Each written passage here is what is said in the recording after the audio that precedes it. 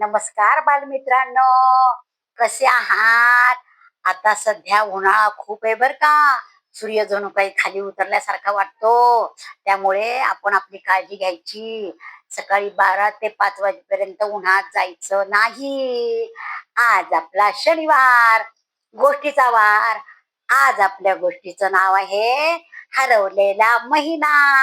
आता तुम्ही म्हणाल हरवलेला महिना? महिना कसा हरवतो? हो, खरं म्हणजे 12 महिने आहेत की नाही आपले, तर पृथ्वी सूर्याभोवती फिरते, त्याला 365 दिवस होतात. आणि चंद्र पृथ्वीभोवती फिरतो, त्याला 354 दिवस होतात. 365 आणि 354.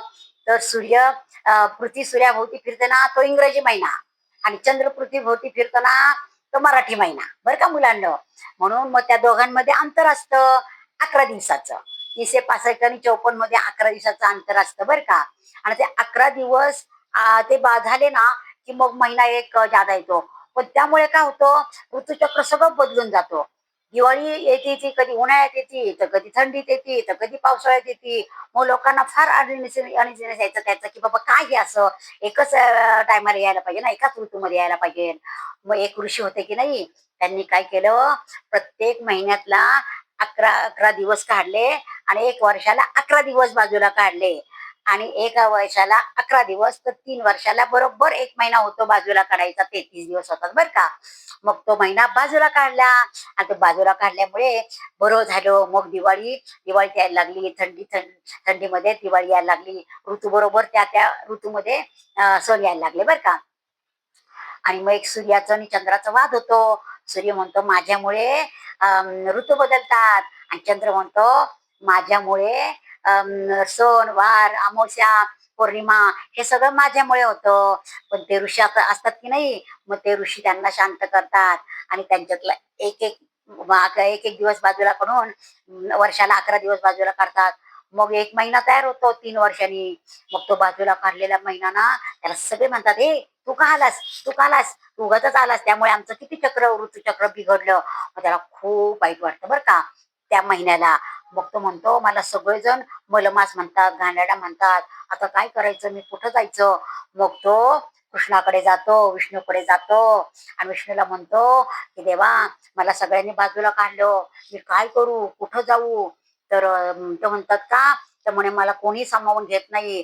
तर मग विष्णू म्हणतो काही काळजी करू नको, मी माझं नाव तुला देतो, म्हणजे पुरुषोत्तम.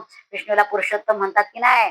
मग त्या मलमासाचं नाव मलमास जाऊन पुरुषोत्तम मास होतो. आणि पुरुषोत्तम मासात मग विष्णू काय म्हणतो, की तुझ्या या जादाच्या महिन्यामध्ये अधिक म्हणतात बरं का त्याला. अधिक का म्हणतात माहितीये का?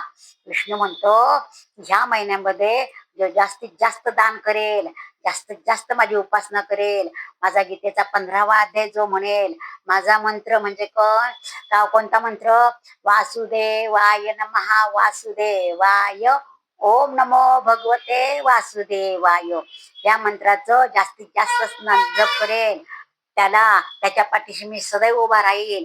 आणि त्याला जो जे अधिक अधिक पुण्य होईल ना, जो जास्त पुण्य करेल ह्या महिन्यात, त्याचं अधिक अधिक वाढत जाईल.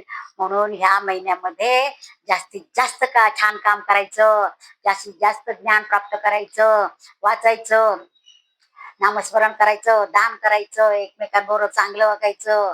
म्हणजे आपल्याला प्रत्येक कामामध्ये अधिक अधिक वाढ होत जाती.